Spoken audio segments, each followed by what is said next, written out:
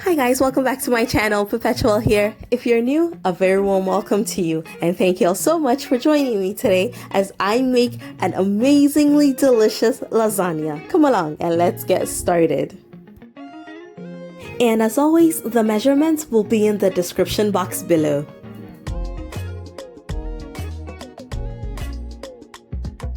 I'm using mozzarella cheese today. If you have Parmesan or ricotta, you can add it as well. And we're starting with our bechamel sauce, which is just a combination of butter, flour, and milk. In my opinion, this sauce is optional and I use very little, but it adds a very nice creamy taste to your lasagna. And if you like Parmesan cheese, feel free to add about half a cup to your bechamel sauce. I am not a big fan of it, so I'm not putting any in it today.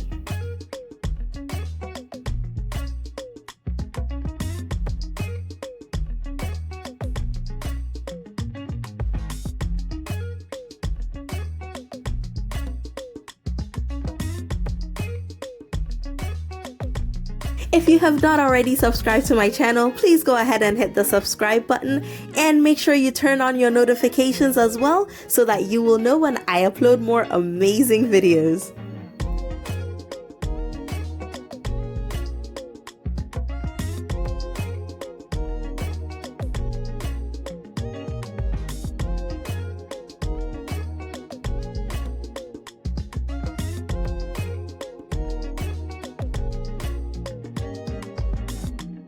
I'm chopping my garlic for the meat sauce, but you can grate it or blend it.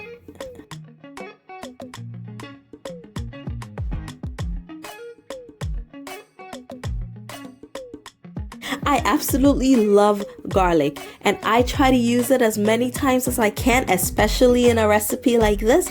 So I'm blending a few cloves with my tomatoes and onions.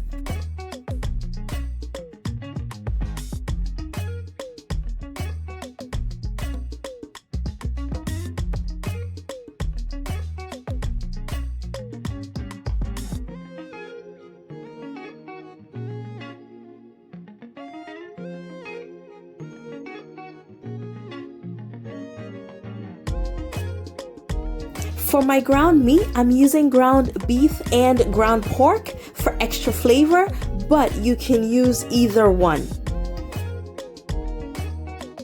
I absolutely love my black pepper, so I'm putting about a teaspoon of that to season the meat.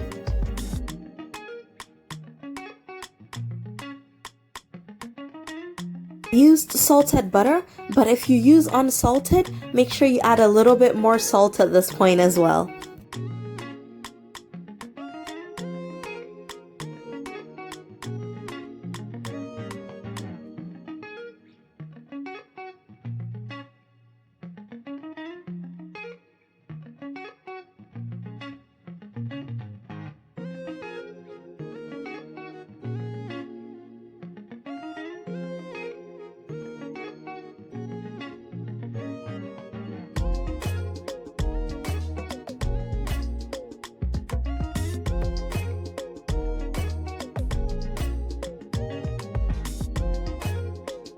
For the meat sauce, I'm using fresh tomatoes and I'm also using tomato paste.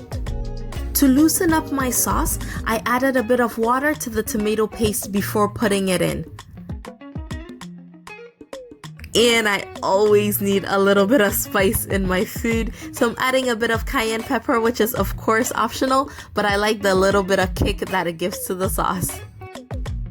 Once all the ingredients go in, I'm just going to leave it to simmer on low to medium heat for about 15 minutes.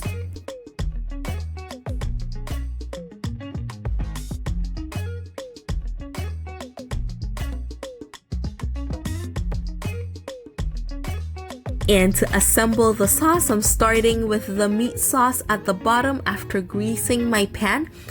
I'm not using a big pan, so I'm not going to get a lot of layers, but I absolutely love a meaty lasagna, so I am packing the sauce on. And of course, feel free to break up the lasagna sheets to fit whichever pan that you're using. I'm using a no-bake lasagna sheet for this recipe, so it is very important that I make sure that my meat sauce covers the lasagna sheet so that it allows it to cook while it's in the oven. And if you're using a lasagna sheet that needs to be cooked, just follow the manufacturer's instructions on your packaging.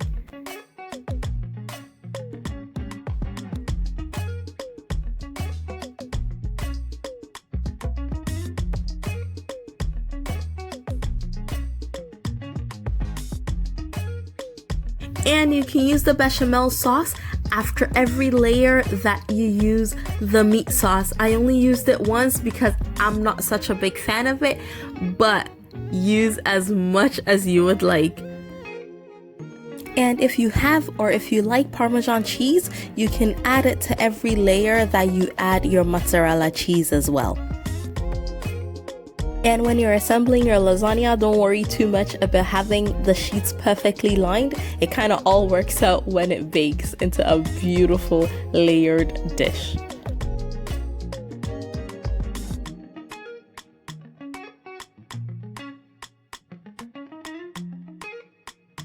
My all-time favorite part of lasagna is that final topping of creamy mozzarella goodness. It is amazing.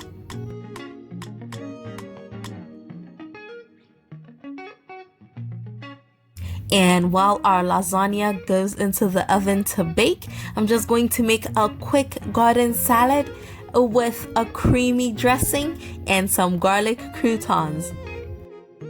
I will put a recipe for the garlic croutons on my blog by the end of the week, and the link to my blog will be in the description box.